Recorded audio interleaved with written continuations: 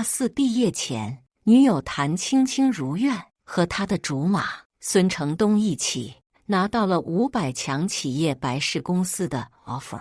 也是从那天后，我原本娇俏粘人的女友变了，她开始说我配不上她，说她愿意嫁给我那是我三生有幸，没有陪嫁礼这回事，但却要我拿出88万的高额彩礼，还要自己负责房车。在我拒绝后，她扭头投入了竹马的怀抱，我却笑了。白氏，真以为是她一个普通研究生能进的企业吗？她能不能入职，全凭我一句话而已。大家好，开始今天的分享之前，希望你能给人间烟火点个订阅，我将会分享更多优质的内容。青青，你怎么不接电话？在忙吗？恭喜你顺利拿到了白氏的 offer， 我在家里等你回来庆祝，爱你。发完消息，我苦等了很久，却依旧没有等来女友的回复。在我面前的桌上放着我精心烹制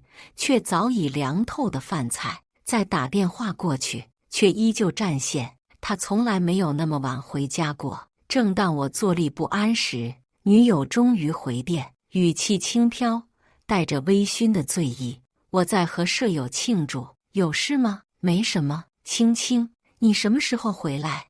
明天吧。我喝了酒，有些累了。明天我爸妈来看我，你也一起吃顿饭吧。记得订一家高档饭店，别穿得邋邋遢遢的。谭青青淡淡道：你到现在还没找到工作，我爸妈对你意见本来就很大了，好好表现一下，说不定还能给你加点分。青青，我忍不住开口，明天见过你父母后，我们也挑个时间去见我父母吧。我们相恋4年了，我倾心付出，给他父母也买过不少东西，还去过他家好几次，每次都大包小包，鞍前马后，可他却从未为我父母买过什么，更别说见面，甚至哪怕一通电话他也从未给我父母打过。如今即将毕业，我自认也是到了谈婚论嫁的时刻了，可下一瞬，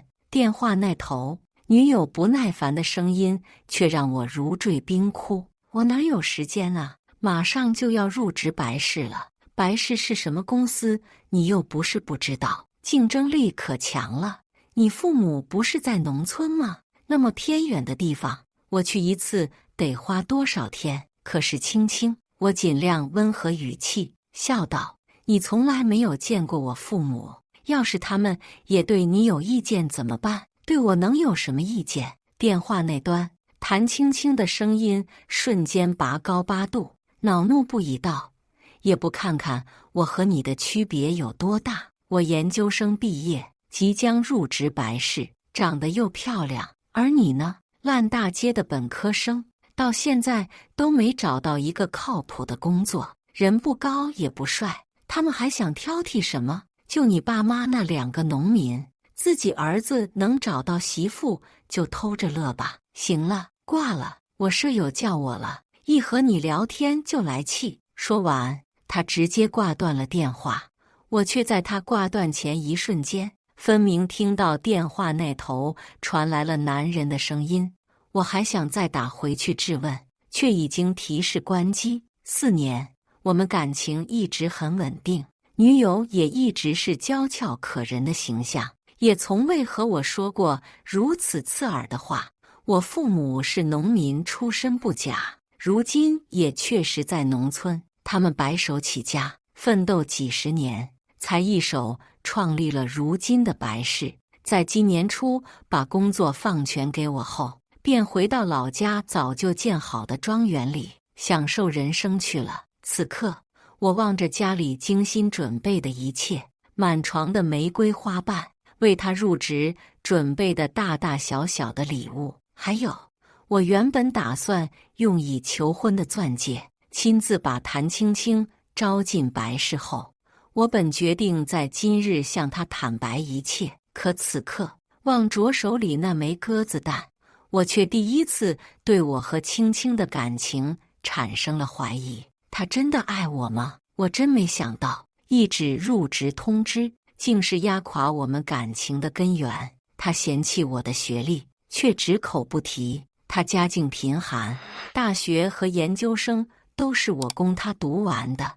我甚至开始有些后悔，当初是不是应该直接出国深造，而不是为了他留在这里。次日，我提前来到了定好的地方，全市最高档的私人餐厅，坐落于市中心的高楼之上，风景绝佳。很快，谭青青和父母便一起来了。刚坐下，他母亲便露出了不满的神色。订个位子也不知道订包间，订个便宜的大厅干什么？还有你订的这个地方，一个吃饭的人都没有，能是什么好地方？谭青青母亲嫌弃的目光不住地打量我，再看看你穿的这个衣服，连个牌子都没有，一看就是地摊货。要不是青青当初非要和你在一起，我才看不上你。我沉默不言。这里是本市最高档的私人餐厅，接待的客人每日绝不会超过10桌。为了让他们更舒服的用餐，我更是包下了全天，不会再有其他客人来。而我身上穿的衣服也并非什么地摊货，深蓝色衬衫和笔挺的西裤，简单但足够得体。之所以没牌子标识，是因为这是我请手工匠定做的衣服，价格不菲。不好意思，阿姨，但这是我最好的一套衣服了。我露出笑容，从旁侧拿出一个袋子，这是我爸妈亲手种的橘子，你们尝尝。但我才刚拿出来，谭青青母亲便一脸嫌弃的摆手：拿走拿走，真是个泥腿子出身。每次见面不是提水果，就是你自家种的蔬菜，脏死了。谁知道你们农村里用什么东西种出来的？谭青青更是气愤地瞪着我：白燕，你故意的吧？我早和你说过，我爸妈以后只吃澳洲蜜橙，别再拿你爸妈自己种的这些便宜货来。我只觉得好笑，默默把橘子放回袋里。他们看不上，我可喜欢得紧。再贵的水果也比不过父母亲手种出来的好。至于那澳洲蜜橙，还是我有次去他家拜年时错提成了他人给我家的拜年礼，却没想到这40块一个的蜜橙，在他们心里远比我爸妈的劳动成果好。吃饭吧，我已经没了寒暄的耐心。一摆手，饭菜尽数上桌。看着这满桌珍馐，一直没开口的谭青青父亲不由冷哼一声：铺张浪费，还点什么帝王蟹、鱼翅宴哦？青青，看看你这个男朋友，一点都不会过日子。这到了婚后，你在白市上班辛苦挣的钱，准得被他败光了。就是你这样的人，真是祖坟冒青烟了，才能遇上我们家青青。谭青青母亲翻了个白眼：你爸妈2个农民，养出你这种儿子，真是作孽。都说子不教父之过，你们家家教真不怎么样。一面骂我，却一面迫不及待地舀了碗鱼翅。听到这话，我也有了几分火气。骂我、轻贱我，我都无所谓，但骂我爸妈，这2人真是蹬鼻子上脸。我不由冷笑，凭自己的能力赚钱吃饭，我不觉得有什么愧疚。而且我爸妈从小把我教育得很好，尊重别人就是他们给我上的第一课。你什么意思？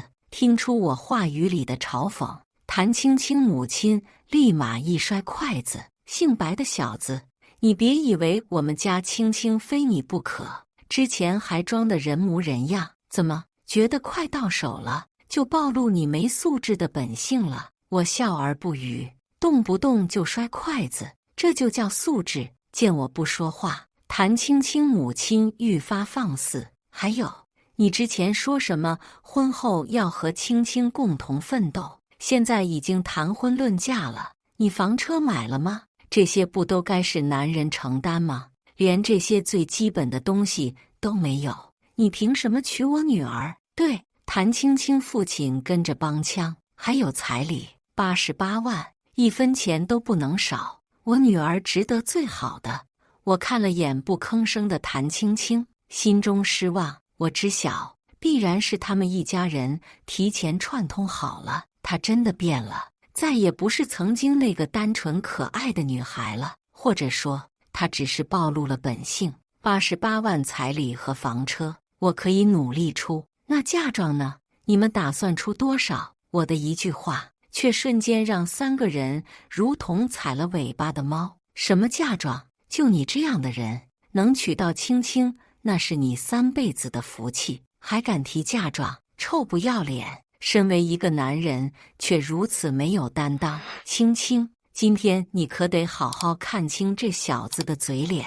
谭青青父母双双谴责我，谭青青也一脸失望地看着我。白燕，我真没想到你是这种小肚鸡肠的人。我已经入职白事，以后起码年薪100万，但你却连这点东西都舍不得出，还要惦记我家的嫁妆，我对你很失望。正当这时，餐厅门口悠悠走来一人，他西装革履，身材高大，相貌俊朗，竟然是谭青青的青梅竹马孙成东。说的没错，青青，你和这种人在一起是浪费人生，他配不上你。孙成东刚进来，便直接给我来了一个下马威。他手捧鲜花，深情款款地递到谭青青面前。青青，祝贺你成功入职白事，以后我们就是同事了。谢谢东哥。谭青青绽放开甜甜的笑容，一脸得意地看了我一眼。白燕，看见没？没了你，我有的是人喜欢，而你没了我，你什么都不是。抠搜男，单身一辈子去吧。到了此刻，我深知我们之间的感情已经彻底碎裂了。4年，现在看来，往日那些深情蜜意却更显得嘲讽。谭青青爸妈在见到孙成东的瞬间，也跟着变了嘴脸，忙站起身迎接。成东啊，听说你比青青早入职白事几个月，以后青青就要托你照拂了。郎才女貌，这才是配得上我家青青的好丈夫。我支持你追求青青。二人浑然无视了我。孙成东直接拉了张椅子坐下，姿态高傲，仿佛他才是这个宴会的主人，张口便开始款款而谈。我要是结婚了，未来的妻子什么都不用付出，房车我都有，也不用嫁妆，她能嫁给我就是最好的礼物了。还有彩礼，我会直接给188万，爱她越深，给的越多，这是我重视她的证明。东哥，听到这话，谭青青顿时激动得两眼发光，看那样子，恨不得直接贴进孙成东怀里了。我想到了昨夜在谭青青挂电话前听到的男人声音，那答案已经跃然纸上。你们是什么时候开始的？我平静开口。你瞎说什么呢？我和东哥多少年没见了，前段时间才在白事面试时遇到，自己没本事，还想造谣我出轨。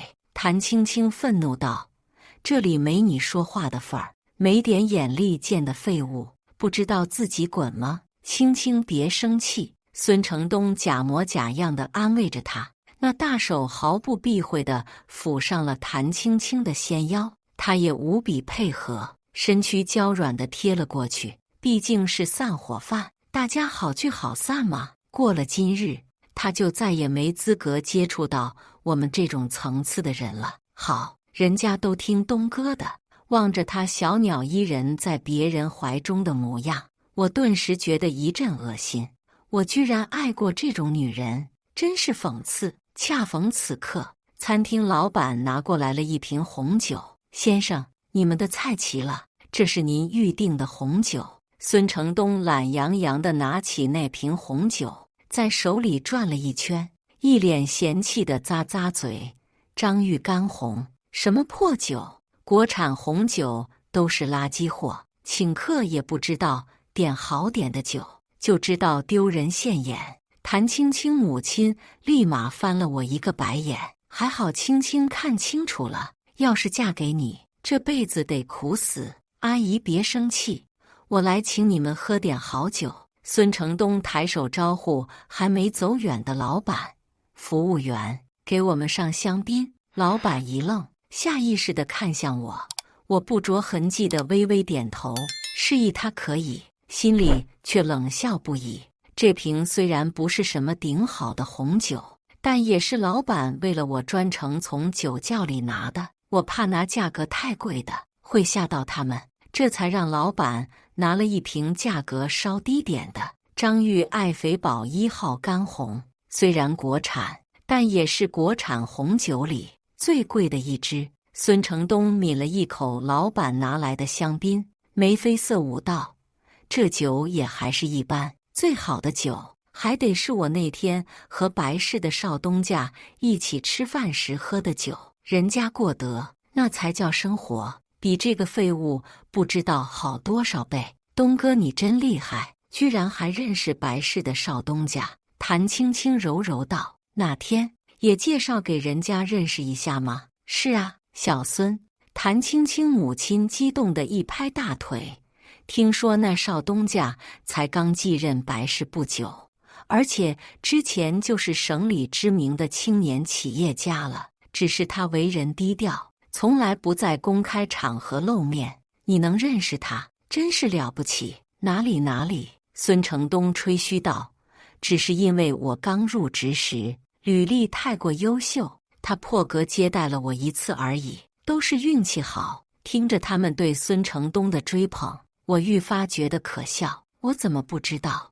我什么时候接待过孙成东？身为白氏现如今的实际控制者，我只会和最高层的大股东见面，哪有空去见一个实习生？你们吃吧，我先走了。到了此刻，我已经没了再和这帮人虚以委蛇的心思，拎起那袋橘子便走了。没人挽留我，甚至没人搭理我，他们尽情忙着吹捧孙成东，浑然把我当成了一个过客。才刚回到家中，我便接到了谭青青的电话，一接通，当即传来了他的破口大骂：“白燕，你个王八蛋，请吃饭居然不买单，还有你点的什么冒牌红酒，居然要3万1瓶，那老板还死活不退，你给我滚回来结账，我们已经没有关系了，为什么还要替你们买单？饭菜我一口没动，更没必要付钱。”说完，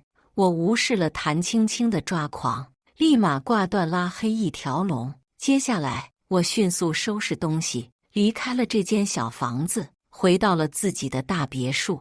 这间饱含我们4年回忆的屋子，此刻已经没有任何意义了。当我来到公司时，望着桌上那一沓新入职实习生的简历，随手翻了翻，便找到了谭青青和孙成东的。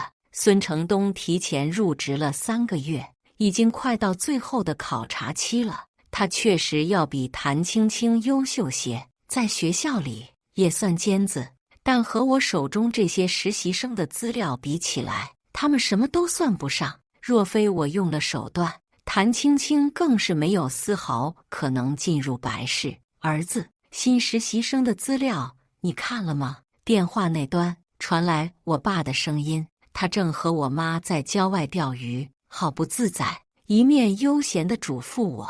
听小陈秘书说，这批实习生素质都还不错，待得3天后，便由你在会上宣布新入职的名单。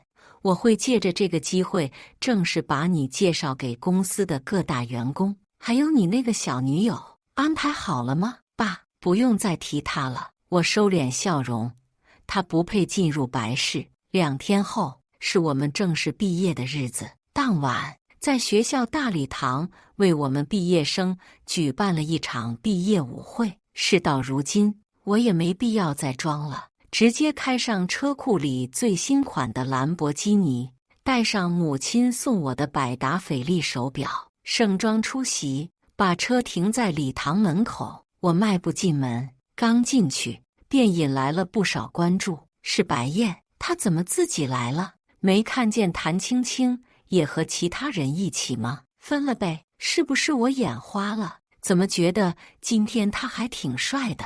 那块表好酷啊！我径自走到我的舍友身边，他们看着我一身的装扮，也傻了眼。你小子暴发户啊！社长王天忍不住吞了口水。这表上哪买的？真好看！你要是喜欢，回头一人送你们一块类似的。好，王天笑道，带上这表去面试，绝对拉风。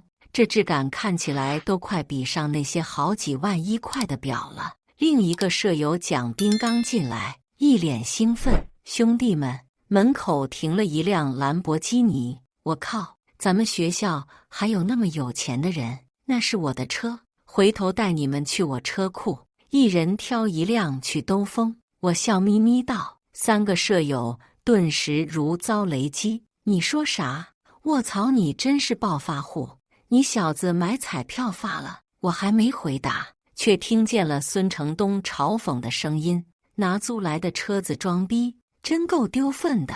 只见他和谭青青挽手走来，他一身白色西服，谭青青则一身剪裁得体的小礼服，二人看上去就像一对金童玉女。谁说是租的？我就相信小白，说不定人真是隐藏的富二代。王天一脸不服气地帮我说话，谭青青却冷笑一声，刻意放大声音道：他要真是隐藏的富二代，我谭青青就跪在地上学狗叫。白燕，你那农民父母辛辛苦苦种地卖菜，供你来这儿读书，可不是让你来这儿几千块租车装大款的。要是有钱，还会连一顿饭钱都开不起吗？打肿脸充胖子，昨天故意点了一桌好菜好酒，不结账就跑了，周围顿时议论纷纷，都是对我的贬低。我的舍友忍不住道：谭青青，就算你们分手了，也不能这么贬低小白吧？谁说我们分手了？谭青青一瞪美眸，我压根没和他在一起过，那么窝囊废的男人怎么配得上我？一直都是他充大款来骚扰我，还对外吹我们在一起了，但我可从来没答应过。说着，他柔情蜜意地看了眼身旁的孙成东。从始至终，我的心里一直都只有东哥一个人。从我上小学认识他开始，我的心里就再也装不下其他男人了。孙成东顺势牵起他的手，温柔道：没错，青青和我一直都是两情相悦，我们曾经错过了，但这次我绝对不会再放开青青的手，我绝对不允许像白燕这样的草包再纠缠在我女朋友身边。说着，他直接单膝下跪，从兜里拿出了早就准备好的戒指。晶晶，嫁给我吧！全场瞬间沸腾，无数人鼓掌祝福。我愿意。谭青青笑着伸出手，钻戒戴上无名指，二人拥吻在一起。我平静地看着这场闹剧，内心已经再无波澜，就像看着2个小丑做戏罢了。但谭青青显然还没打算放过我，她搂着孙成东来到我面前，姿态高傲：白燕，我知道像你这样的人，可能这辈子都找不到女朋友，但你也不能造我谣吧？4年，我受够了，我马上就要和东哥一起入职白氏，绝对不允许你这种下三滥再对外吹嘘，说我和你在一起过，这是我人生的耻辱。你如果再敢骚扰我，我会报警处理。孙成东也笑容得意地掏出了一把宝马的车钥匙，人还是要脚踏实地才好。总想着找个好女人当捷径，肯定行不通。租的车这辈子都不会属于自己，造谣来的女人也是一样。青青，这辆宝马送给你，从今天开始，我会保护你，不再受这种小人骚扰。我顿时变成了众矢之的，嘲讽我的话瞬间将我吞没。怪不得，我就说谭青青那么漂亮的女人，怎么会找白燕一个那么普通的男友？原来是这小子造谣，居心叵测，真不是个好东西。穿假货，戴假表，你对得起自己父母吗？滚出去！谭青青更是突然动手抢走了我手腕上的表，高高举起，大家看，百达翡丽一块表最便宜也是几万美元，他买得起吗？装逼也不知道选个便宜点的牌子，今天就让大家看清楚这个王八蛋的真面目。说完，他直接将那块表摔在地上，另一手则把手中的红酒尽数泼到了我脸上。滚出去！你不配和我们一个大学，我要向学校申请取消你的毕业资格。望着他那张熟悉的俏颜，此刻却布满了狰狞和可怖。我沉默地捡起手表，望着上面那条清晰可见的裂缝，我顿时怒火中烧。这是我18岁生日那年，妈妈送我的成人礼。18岁，也是我和谭青青在一起的那年，昔日美好历历在目。她现在却要撕破脸，要毁了我。既如此，那我也不必再留情。这块表是百达翡丽的世界时2523万表，全世界仅有3块，拍卖价在2500万元左右。还有我这身衣服。我抖了抖衣襟上的红酒，面无表情道：一国顶尖的工匠定制，一身近300万，一共2800万，你们想怎么赔？噗嗤！谭青青和孙成东却直接笑出了声。戴块假表，穿身没牌子的地摊货，还真以为自己就是有钱人了。孙成东放声大笑：你真以为自己也姓白，就能装白氏企业少东家那种级别的有钱人了？真正的有钱人可绝对不会是你这副屌丝样。他打开皮夹子，抽出一沓红色钞票砸在我身上：5000，买你100套这种假货都可以，拿着滚！我摇摇头，毁了我的高定和手表，就赔这么点可不行。你们要是不信，可以自己查价格。周围有人惊呼：还真查到了，这块表和白燕手里的好像啊！怎么可能？绝对是这小子买的假货，仿得像而已。谭青青一脸嫌恶：怎么，事到如今了，还想讹我一笔？真是让人恶心的嘴脸！给你5000，那都是东哥心好，要是我，就直接报警把你抓起来。你们别太过分了。舍友蒋斌气愤道：分明是你摔了小白的表，还毁了他的衣服，不管价值多少钱，都是你们有错在先。孙成东收敛笑容，神色阴鸷地看着我：这个世界上没钱才是错。白燕，你错就错在你是个没钱的窝囊废，还要打肿脸充胖子。你如果想拿这堆破烂敲诈我，可以呀，但请让律师来和我谈，让老子看看这堆破烂货到底价值多少钱。东哥，你可别为难他了。谭青青阴阳怪气道：他全家的钱掏出来，只怕也付不起律师费。我却露出笑容：正合我意，那就法庭上见吧。2800万，只要我想，甚至能让他们牢底坐穿。哥几个，今天的毕业晚会没什么意思了。我笑着拍了拍舍友们的肩膀：这个大学里只有你们3人还把我当朋友，我先走了，等我消息，明天带你们去飙车。说完，我踏步走出门，在众目睽睽之下坐上我的兰博基尼，扬长而去。走出去之前，我还能听到身后传来孙成东的嘲讽声：大家伙，明晚是我和青青入职白氏的日子，我请大家聚一聚，当然不带白燕那个穷逼，大家都要来。到时候在白龙大酒店对面的鼎盛娱乐城等着，我们在酒店参加完入职大会就过来，不醉不归。听着渐行渐远的欢呼声，我点燃一根烟，暗笑摇头，只希望日后谭青青不会为今天的决定后悔。驱车回到家中，我的手机响起，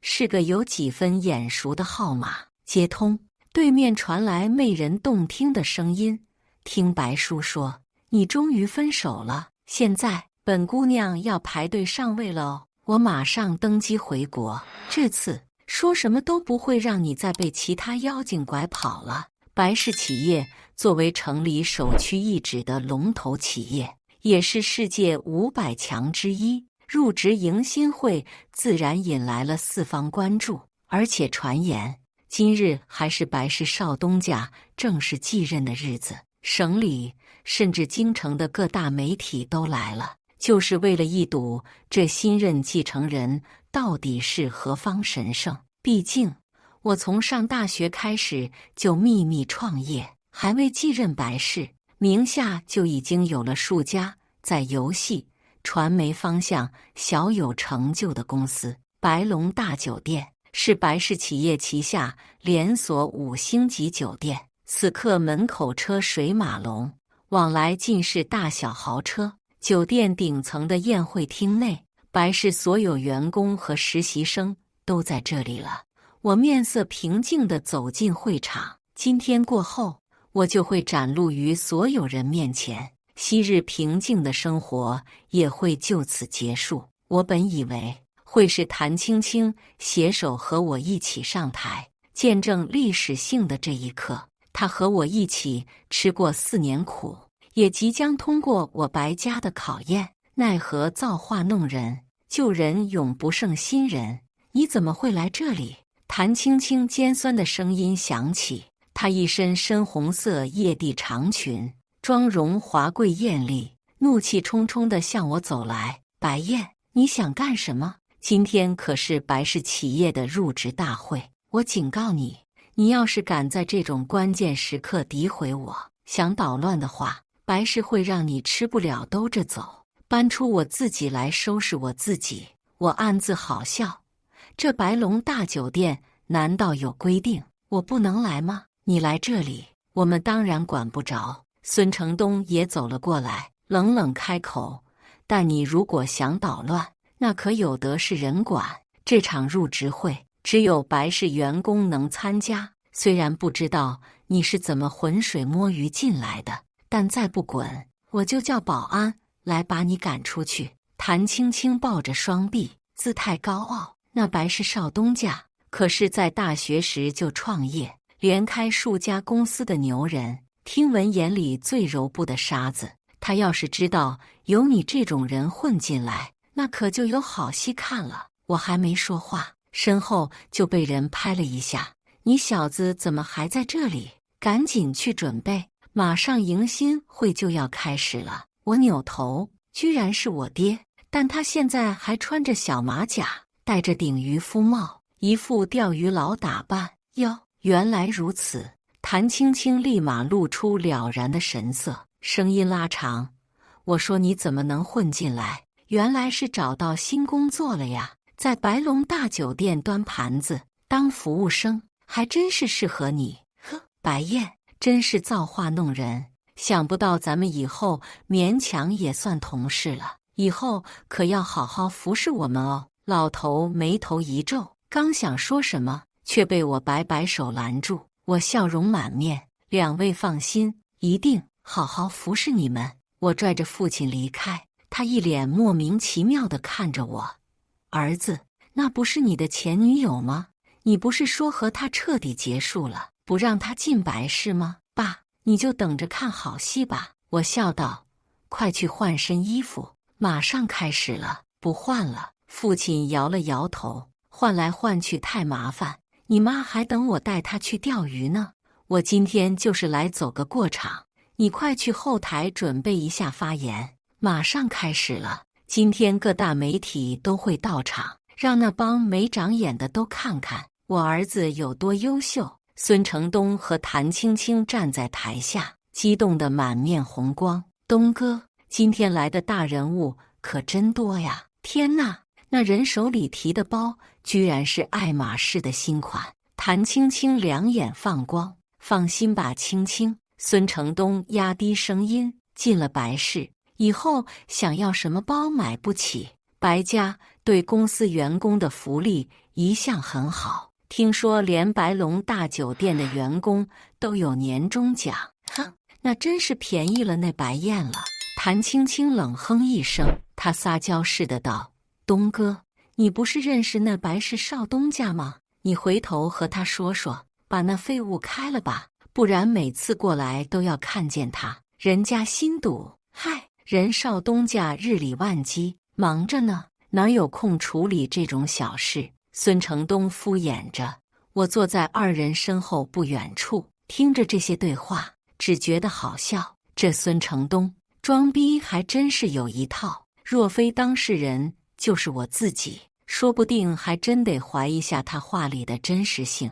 谭青青配他，真叫天生一对。这时大会开始，一个穿着钓鱼马甲、戴着渔夫帽的老头慢悠悠地走上台。孙承东和谭青青满脸震惊，那不是刚才那个老头吗？正惊愕间，我也起身上前，大步上台。那个废物又上去干什么？谭青青一脸惊愕，孙承东冷笑，肯定是上去倒酒的。这小子狗屎运真好。我迈步上台，垂手站在父亲身侧，他赞许地看了我一眼，开始发言，便是说一些从此以后就将白氏企业全权交到自己儿子手上了，请各位生意上的朋友多多关照之类的场面话。说完，老头笑眯眯道：“接下来便是宣布入职名单的时刻，小燕，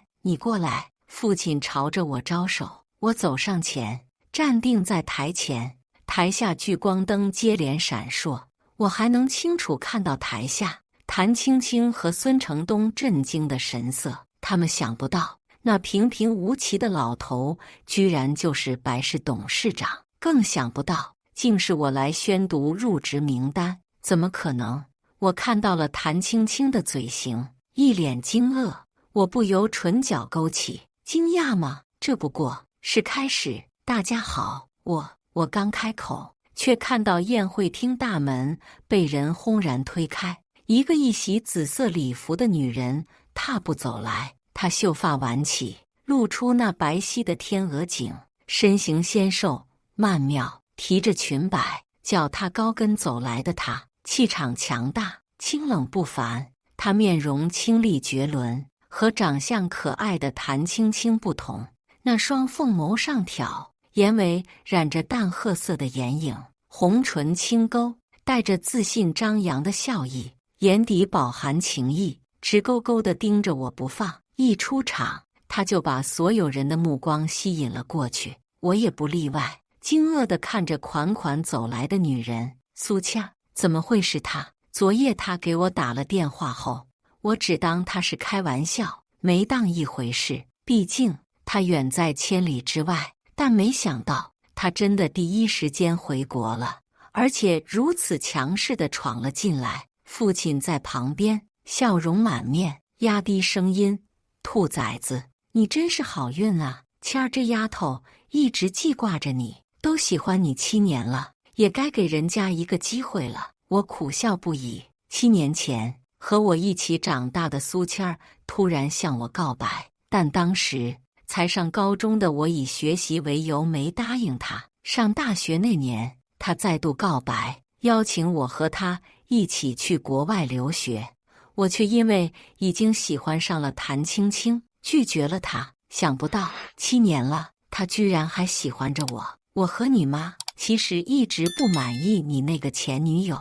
父亲笑眯眯道：“看看倩儿这丫头多好，你那前女友一次没来看过我们，但倩儿可每年放假都会回来陪我们小半个月。儿子，好好珍惜爱你的人。”我点点头，心情却有些五味杂陈。刚经历了前女友的背叛，老实说，对感情我已经有些避如蛇蝎，但苏倩儿的再度出现却让我有些动摇。这样惊艳的她，已经不再是当初那个唯唯诺诺的胆小女孩了。台下却听孙承东幸灾乐祸的声音响起：“苏倩儿，我认识她，苏家的大小姐，和白氏企业的少东家青梅竹马，白氏少东家肯定跟着她一起来了。大家别被台上那小子骗了，他只是个宣读就职通知的服务员。”所有记者恍然，连忙把镜头对准了苏谦儿。请问苏小姐，白先生呢？听说你们青梅竹马，是否已经秘密结婚了？你之前一直在国外留学，这次回来是为了辅助白氏少东家继承企业吗？苏谦儿扫了眼孙承东和谭青青，眼底闪过一抹嘲讽之色。他笑眼弯弯，朗声道：“我们还没有结婚，但我相信这一天不会太远了。我这次回来就是为了抓紧我的幸福。”说完，苏谦儿施然上台，掠过我身边时，带起了一阵香风，还有他压低的声音：“看你选的什么前女友，气死我了！当时就为了这么一个拜金女，不愿意和我出国。”我苦笑，只能说当初是被猪油蒙了心吧。我清了清嗓子，开始念正式入职的名单。一口气念完，我露出笑容：“以上就是正式入职白氏的员工，恭喜你们加入白氏这个大家庭。白氏少东家今日有些许私事，不能来此，便委托我帮他念入职名单。”苏谦儿意外地看了我一眼：“你干嘛？”我笑着看了他一眼，没说话。既然谭青青二人认准我是服务员，那我便遂了他们的意。人越得意，未来才会摔得越惨。我要让他们体会彻底从云端落下的感觉。记者们纷纷露出失望的神色，居然又没见到白氏的少东家，这也太神秘了吧！我就不信，直到他和苏小姐结婚都不出现。散了散了！人群里却传出一声大吼：“你肯定念错了！”孙承东和谭青青二人火急火燎地钻出人群，指着我便骂：“为什么入职名单里没有我们的名字？白燕，你是不是在公报私仇，故意略过我们？白氏少东家要是知道你一个服务员却敢擅自修改通知，你就死定了！”记者们一看有瓜，立马又围了过去。有镜头对准，孙承东顿时来了精神。大家都听好了，台上那小子叫白燕，骚扰我女友青青3年，爱而不得，一直想报复青青，现在居然敢在白氏入职大会上公然造假。他这是不把白氏放在眼里。这混蛋一直缠着我，无论我怎么拒绝都没用。他甚至还在外面造谣，说我早就和他同居。我怎么可能会喜欢这种混蛋？因为我家境贫寒，他又是班长，负责班上的助学金评定。他威胁我，我要是敢澄清我们的关系，就让我拿不到助学金退学。谭青青也悲愤交加地指责着我，说到动情处，热泪更是滚滚流出。4年了，我过得生不如死，好不容易毕业了，进入白氏，我也终于可以和我喜欢的人在一起了。这个混蛋居然还要公然篡改入职通知，想毁了我。希望大家帮帮我，把这个混蛋曝光在所有人面前，也告诫所有的女性，一定要小心这种得不到就毁掉的人渣。他擦着眼泪，看上去楚楚可怜。孙承东更是一脸怜惜地将他揽入怀里，宽慰道：“青青，你放心，从今往后我会保护你的。”有记者忍不住问道：“谭小姐，你没有向学校提过这件事吗？”谭青青连忙哽咽道：“大学4年里，我不敢。但是我们昨日毕业晚会后，我便立刻向学校递交了申请。这种人一定要严惩不贷。他不配从江海大学毕业。他这种人如果进入社会，还不知道要危害多少像我一样的可怜女孩。”我在台上冷眼看着二人的表演。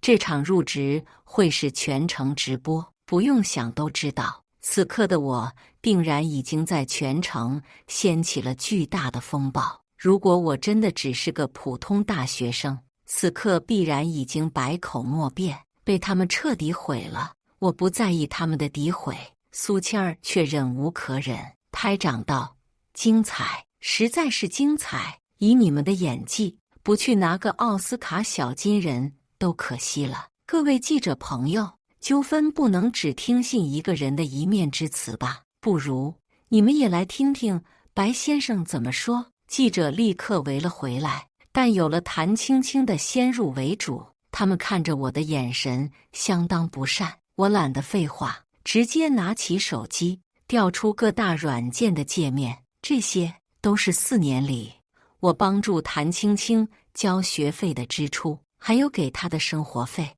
以及各大节日的红包支出。这是我们去年一起出去玩拍下的合照，这是我情人节和他一起吃的晚餐，一桩桩一件件都是我们曾相爱的证明，是我曾付出的证据。谭青青脸色煞白，难以置信，不可能，你怎么会有这些记录？你之前那个手机不是丢了吗？孙成东也惊愕开口，不可能，绝对不可能，你的手机还是我找人。他意识到自己说漏嘴了，连忙住口。我喉结微微滚动，压下了即将涌上来的苦涩。在谭青青接到入职通知的半月前，我和他出去吃饭，手机放在他包里，被小偷偷走了。我重新买了个手机后，却发现里面所有软件的记录都被清空了。我当时只当是意外，现在看来，只怕是2人早有预谋。但他们不知道，我的手机数据常年在白氏所属的科技公司做有全端备份，手机丢了，那些数据永远不会丢。本是想记录下我们相爱的每个瞬间，此刻却成了我推翻谭青青谎话的证据，何其嘲讽！谭青青，我冷笑开口，手机可以丢，记录可以删，但我们之间的过去，不是你3言2语就可以颠倒是非的。还有这白氏入职通知，大家尽管拍，名单上确实没有他们2人的名字。谭青青已经失魂落魄般呆站在原地，她望着我的眼神尽是怨毒和恨意。孙成东则连忙扑上来，难以置信地翻看着那入职通知。不可能，绝对不可能，我可是名牌大学毕业的研究生，那么优秀的履历不可能不选我。他状若疯狂地翻看完，确实没有他的名字，当即红了眼，难以置信地看着我父亲怒吼：白董事长，我为白氏付出了3个月的青春，这3个月我工作努力，无一纰漏，还有过不错的业绩，你们凭什么不选我？当着那么多人的面，你们白氏必须要给我一个交代。父亲示意了一下旁侧的陈秘书，秘书立刻上前拿出了2份文件。我们白氏招人，不只是看重能力，还看重人品。孙先生、谭小姐，你们2人的能力本就不算突出，只能算刚好过关。但我们在调查过程中发现了你们的人品存在很大的问题。陈秘书把文件展示在镜头前。孙先生，涉及论文造假，请枪手写论文作弊，大学4年的优异成绩几乎全是造假，并且还有数次驾车肇事逃逸的历史，家里曾赔了几十万私了。至于谭小姐就不用说了。陈秘书冷冷道：为了钱财，抛弃和自己相恋4年的男友，还倒打一耙想要毁了前男友的人生，品行如此恶劣的人，我们白氏绝对不会录用。这个解释2位满意吗？孙成东咬牙愤恨地看着我，都是你做的对不对？是不是你和白氏少东家告的状？我平静地看着他，吐出一句话：若想人不知，除非己莫为。换作平日，公司招人并不会做那么详细的背调，但自我分手后，父亲便下令把2人的过往查了个彻彻底底。孙成东的人生只能用劣迹斑斑来形容。入职会便在最后这场闹剧中落幕。孙成东和谭青青灰溜溜地离开了。我走出白龙大酒店，便看到对面的一众昔日同学们，他们都是来参加孙成东和谭青青庆功宴的。所有人都请了，唯独没有我。我的3个舍友原本不想来，但在我的要求下，也不情不愿地来了。看到我出现，3个人立马迎了过来，一脸兴奋。你的发言，我们仨全程看了网上直播，真痛快。哥们，你刚才是没看到那2人的脸色？卧槽，比黄瓜还绿。我笑笑，庆功宴呢？就那么结束了，还庆个屁功啊！2个人一出来就跑了，现在估计跑哪儿躲着抱头哭呢。舍友马凯扯开嗓子吼，生怕远处那帮同学们听不到似的。你们嘚瑟什么呀？谭青青的好闺蜜周玲听到，叉着腰骂道：就算白氏不招他们，那是白氏没眼光。以孙哥的优秀和青青的能力，就算再差，也肯定比你们混得好。白燕，你别嘚瑟，不就是当了白氏少东家的传话筒吗？再怎么样，你还是个一毛不拔的抠门鬼，活该青青和你分手。我冷眼看着跳脚的周玲，作为谭青青的好闺蜜，平日里我给谭青青带东西时，也没少给她带。但看到他手上明显价格不便宜的包，我便了然了。那孙成东还真是下血本了，够舍得呀！就是不知道现在会不会后悔，花了那么大代价，就为了一个高级绿茶。我收回目光，懒得搭理他，直接看向我3个舍友。哥几个不是想去兜风吗？走着。你说认真的？想起我那天说的话。3人难以置信地看着我。必须啊！我拿出手机，一通电话，2分钟后，4辆豪华超跑停在我面前，车上都是酒店的服务生，恭敬地冲我行礼后，便跑回了对面的酒店。这些都是我早就准备好的豪车，车子一字排开，旁侧正在等出租车的同学们都惊愕地瞪大了眼。有狂热车迷惊呼道：兰博基尼、布加迪威龙、法拉利、阿斯顿马丁！我的天啊！我的3个舍友也傻了。我把钥匙塞入他们手里，自己进了排头的那辆布加迪威龙。愣着干什么？上车，出发呀！3人连忙齐齐尖叫，手忙脚乱地上了车。周玲忍不住阴阳怪气道：嘚瑟什么？还不都是租来的车？那么些豪车，一天可不便宜吧？白燕，你真是疯了！你懂什么？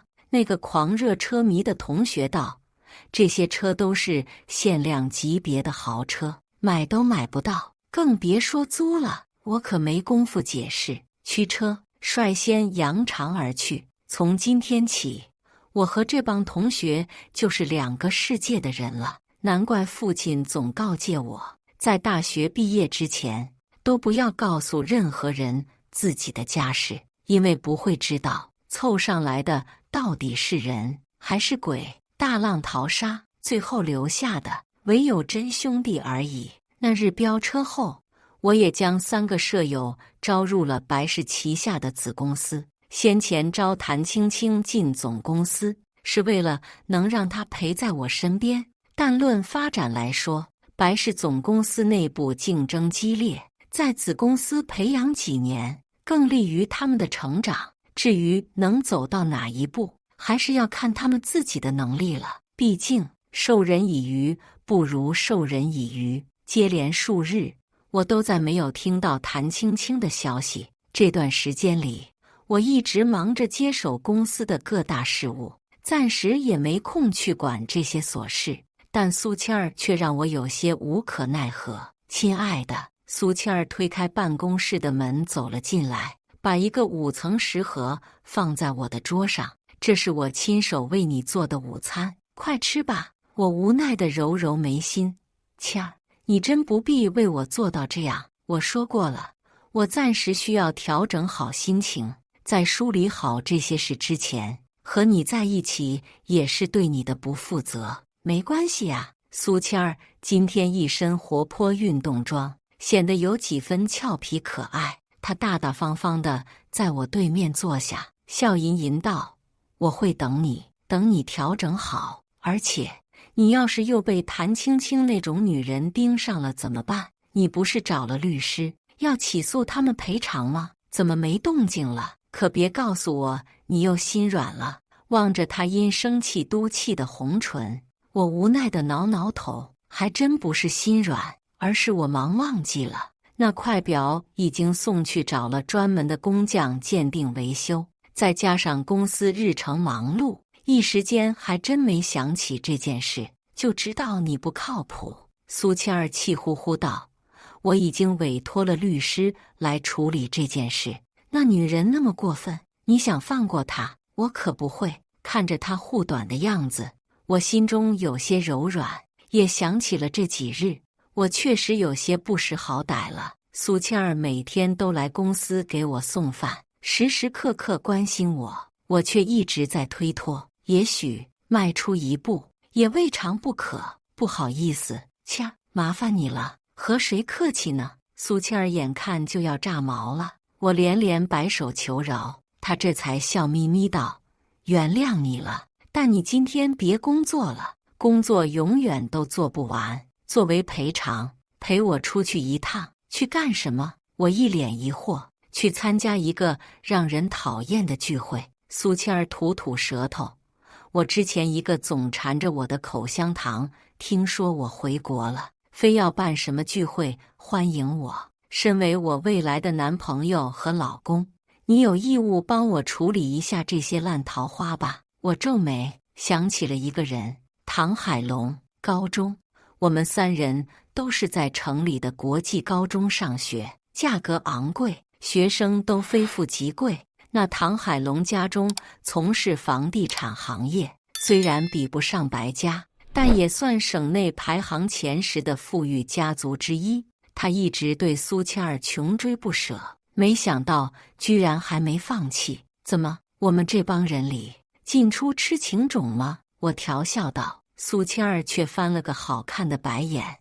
什么痴情种啊？那个渣男这几年里不知道换了多少个女友，缠着我，就是图我苏家的建业能和他唐家合作。你要是不帮我，你未来的漂亮女朋友就快烦死了。我好笑不已。1小时后，我们来到了聚会的高级娱乐会所外。今日唐海龙已经包了场，里面的人不算多，都聚集在大厅内。台上还有穿着清凉的舞女在跳舞，台下众人推杯换盏，喧闹成一团。刚走近，我便看到了2个熟人，苏倩儿也注意到了。她冷笑一声，也不着急过去了，就这么和我一起站在原地看好戏。龙哥，咱们好歹大学同学一场。孙成东陪着笑脸，您看唐氏集团空缺财务经理那事儿，能不能考虑一下我呀？你，唐海龙一脸横肉，留着板寸，闻言直接把嘴里的烟圈吐在了孙成东脸上。我可选择的人才多了去了，凭什么选你小子？孙成东不敢有半分恼怒，忙道：“这城里谁不知道啊？就您厉害，不害怕白氏那个少东家？你也知道，我得罪了白氏，现在各大企业都不敢招我。我这空有一身本事，却无处施展。但我相信龙哥您肯定会演识珠啊。”唐海龙挑挑眉，本少是不怕白氏那个小子，但你除了拍马屁厉害点，还有什么本事？孙成东脸色一白，他咬咬牙，一把拉过了坐在自己身边的谭青青。龙哥，我知道您喜欢美女，您看她怎么样？用她换我的前程，有点意思。唐海龙顿时来了兴趣，上下打量着谭青青，前凸后翘，有点料子，脸长得也还不错，就是不知道那方面功夫怎么样。龙哥您放心。孙成东猥琐笑道：“这女人绝对够劲。”谭青青却花容失色，难以置信地看着孙成东：“东哥，你什么意思？你不是说带我来认识大人物的吗？”孙成东脸色狰狞，直接甩了谭青青一巴掌：“臭娘们还想认识大人物，真以为自己镶金边了？要不是因为你，我能被白氏开除吗？老子都干了3个月，离入职就差临门一脚了。就因为你，导致那兔崽子跑到白氏去散布谣言，害得老子现在名校毕业却找不到工作。谭青青挨了一巴掌，脸颊顿时红肿一片。她一身黑色短裙，魅惑动人，此刻却害怕得不住发颤。你怎么能这样？谭青青眼底水雾萦绕。孙承东，你这么做不怕我回去告诉你爸妈吗？你敢吗？孙承东冷笑，拿起手机晃了晃，我可拍了你不少小视频，只要你敢作死，我立马让你火遍全网。谭青青如遭雷击，眼泪滚滚流出。唐海龙全程目睹这场好戏，懒洋洋地啜了口洋酒。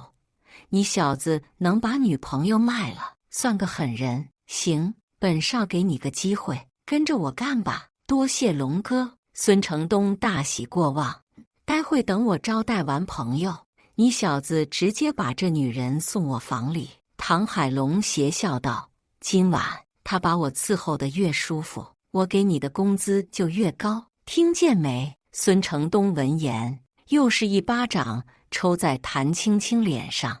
他神色狰狞，咬牙道：你知道该怎么做？要是伺候不好龙哥，再回我一次前程，我让你生不如死。你，孙承东，你不是人，王八蛋！谭青青捂着脸痛哭，却不敢再反抗半分。此刻的他就像案板旁待宰的羔羊。苏倩儿冷不丁地戳了我一下，问道：还会心疼吗？我默然摇头。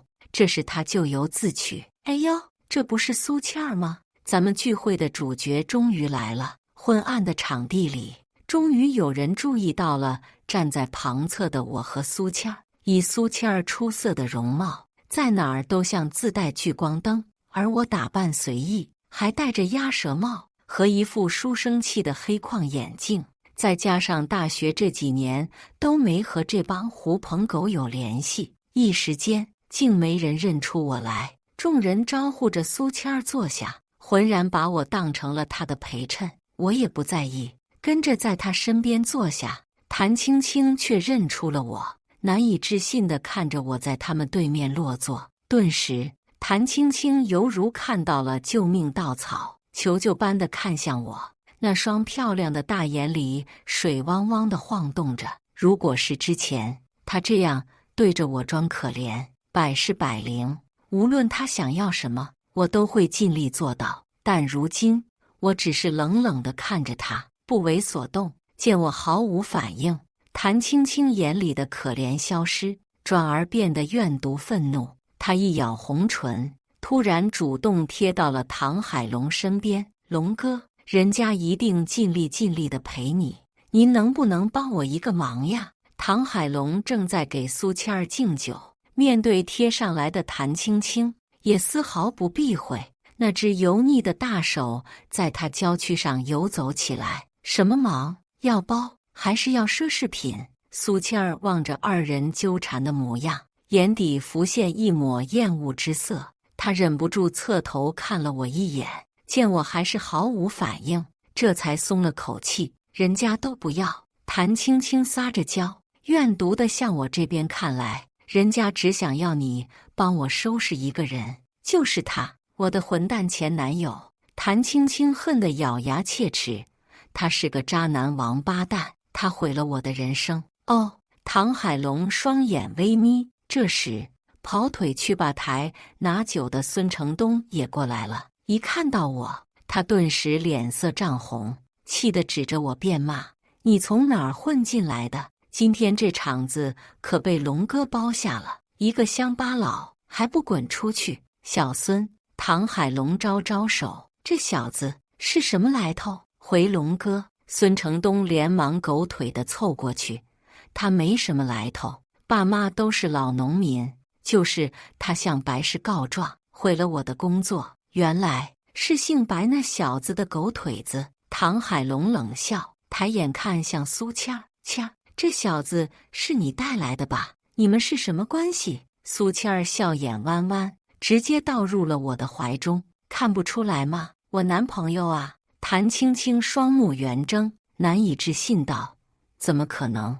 我说你怎么突然有钱了？原来是傍富婆了。孙承东更是了然的神色，对着唐海龙添油加醋道：大哥，之前在白氏的招新会上，就是这小子代替那白氏少东家发言，看来他早就勾搭上了苏小姐，搭上了白家这条大船。哼！唐海龙脸色铁青，猛地将手里的酒杯砸得粉碎。苏倩，本少追你那么久，你因为白氏那小子不答应就算了，你现在还找一个小白脸，是什么意思？我爱找谁找谁，跟你有关系吗？苏倩冷声：操他妈的！唐海龙啐了口：白家那小子本少动不了，但这种小白脸，你敢带一个，我打死一个。那笔崽子，把帽子拿下来，让老子看看你到底是什么货色！敢勾搭我看上的女人，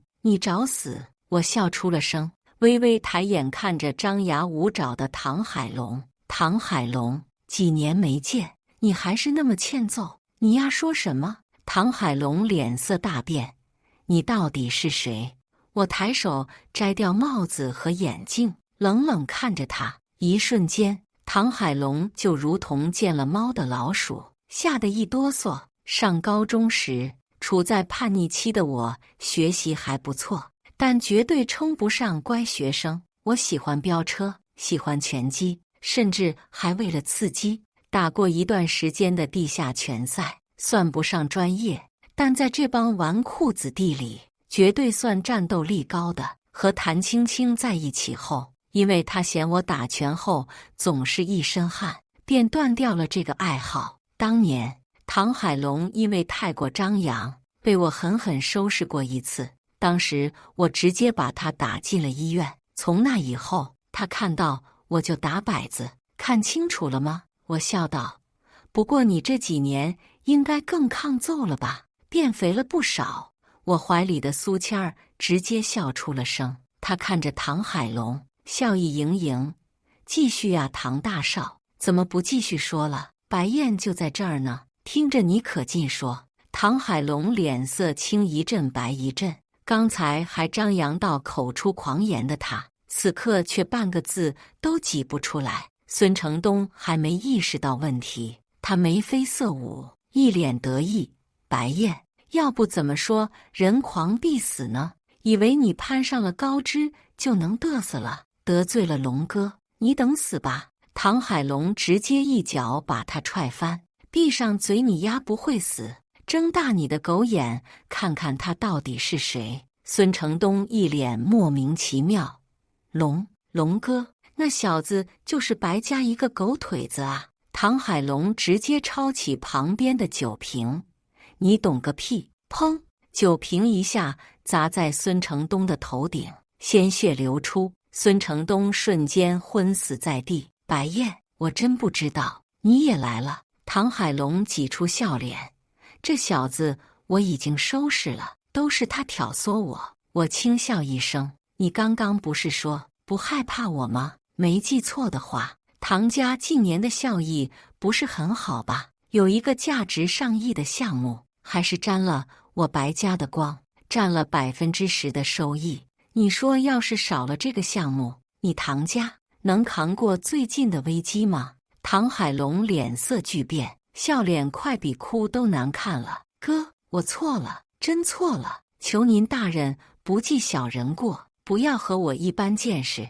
这项目要是出了问题，我爹和我哥能把我腿打断啊？和能完全继承白氏的我不同，唐海龙有个大他5岁的哥哥，是个一心扑在商业上的人，没工夫掺和这些花花肠子的小事。那个项目便是唐海龙哥哥和我父亲联手做的，只是现在都由我全权接管了。再加上唐海龙天天出去鬼混，不务正业，唐家对他早就放养了。他要是导致这个项目黄了，这富二代的潇洒日子只怕也就到头了。见我没吭声，唐海龙更慌了。他看到我身边的苏倩，连忙抽了自己一巴掌。白哥，都是我不好，我以为你不喜欢苏倩儿才追她的，要知道她是嫂子，给我10个胆子我也不敢呐。您放心，从今天开始，我一定离嫂子远远的。差不多了。苏倩儿贴在我耳边，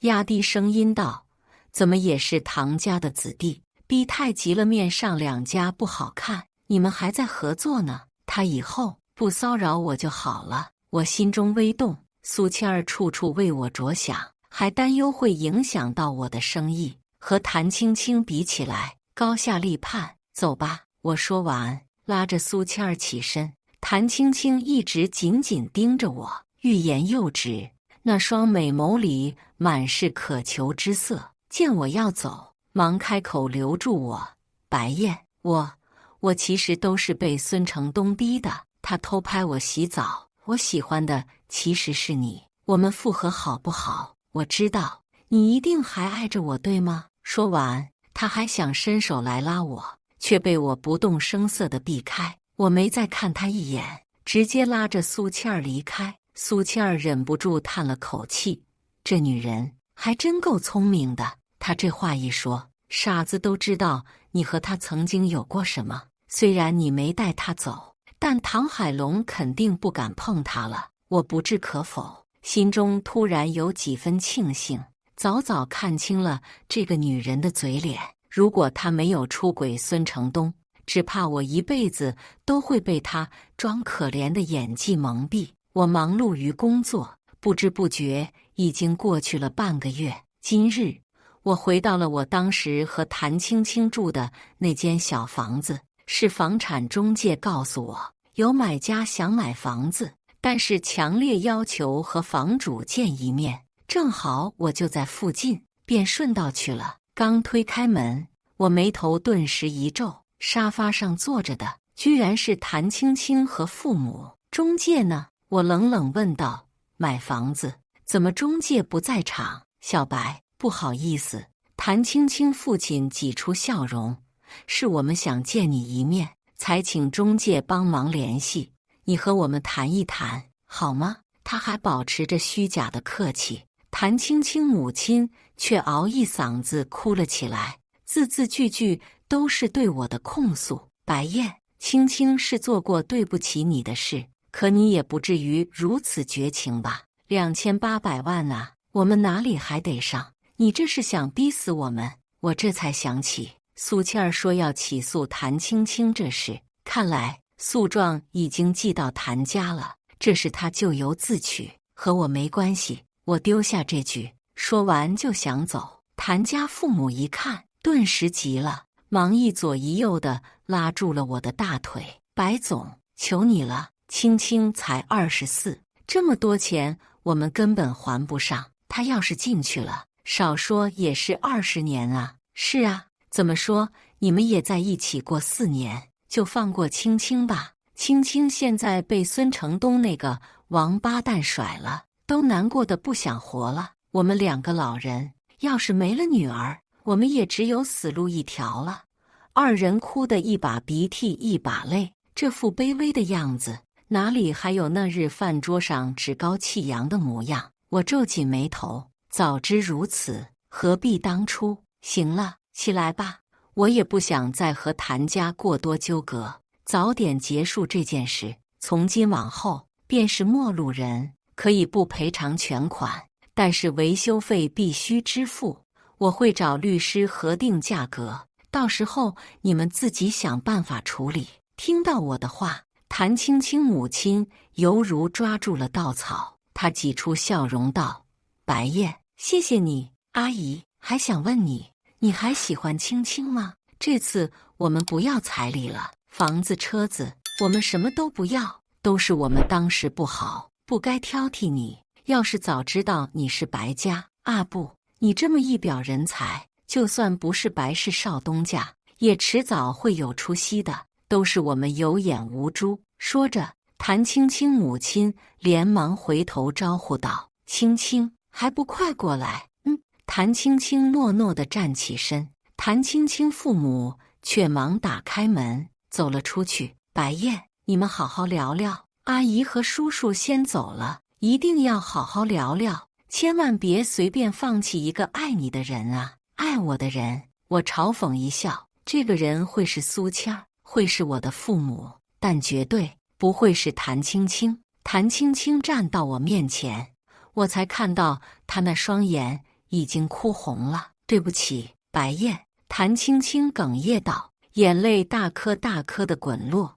当初是我不好，我不该爱慕虚荣，中了孙承东的奸计。我现在才知道，你对我到底有多好，你到底有多爱我。对不起，你愿意回来吗？如果我不是白氏少东家，你今天会说这些话吗？我一句话，顿时让谭青青楚楚可怜的神色一僵。她眨眨美眸，当然，我才知道，一个人真的爱我，比有钱没钱重要多了。都是我不好，原谅我好吗？我却觉得令人作呕。刚想开房门，谭青青顿时急了，忙掀开宽松的外套，直接扑进了我怀里。她宽大的风衣下，居然只穿着3点一式，火热的娇躯紧贴着我。谭青青声音也变得焦躁起来，白燕，求求你原谅我吧，你不是最喜欢我了吗？我什么都可以给你。她想来解我的衬衫时，却被我一把甩在了沙发上。你看看你自己，不恶心吗？我咬牙，谭青青，我当初喜欢你，是以为你单纯可爱，以为你是能和我共患难、携手一辈子的女人。你现在恶心到令人作呕，别再来找我，否则我让你牢底坐穿。滚！谭青青狼狈不堪地捡起衣服离开了。我在沙发上抽了2根烟，这才平复了心情。一而再再而三的骚操作，这家子真是震撼了我的3观。都说人穷志不能穷，谭青青会变成这样，和她这父母也有莫大的关系。刚走下楼，我便看到了楼下倚靠在一辆火红色跑车旁的苏谦儿。他推了推墨镜，笑吟吟地勾勾手，帅哥，要和我去兜兜风吗？我疲惫的脸上下意识地露出了笑容，非常乐意。之后，我找律师修订了赔偿金额，衣服上的红9字可以洗掉，只需要赔偿手表维修的230万就好。但对于谭家而言，也是笔巨款。听闻他们卖了老家的房子，又借了一笔贷款才还上，也彻底离开了这座城市，再无消息。而我终于和苏谦儿走到了一起，迈入了婚姻的殿堂。半年后，我和苏谦儿蜜月旅行，来到了大洋彼岸的维纳群岛。在当地一名和白氏有合作的富商的招待下，我们玩得很开心。最后一天，还受邀去看了一场特色表演。我和苏谦儿坐在第1排，当一个个衣着暴露的舞女上台时，我愣住了。那混在舞女里，妆容厚重，笑容妩媚，卖力扭动着身姿的，正是我的前女友谭青青。注意到我的眼神，富商笑道：“白总对那姑娘感兴趣，她可是个可怜人。听说是被骗来境外找什么高薪工作，却被卖进了舞团。你要是有意思，我给你安排下。”不必了，我握紧了苏倩儿的手，笑笑：“我有我老婆，不玩那些花的。多谢张总的款待，我们今晚有些累了，就先走了。”说完，我拉着苏倩儿起身，余光瞥见舞台上，注意到我的谭青青，顿时激动不已，连忙朝着我冲了过来，却被2个保安按住了。“你们放开我，那是我男朋友。”“白总，白燕，你别走，救救我！我爱你，我才是世界上最爱你的女人啊！”王八蛋！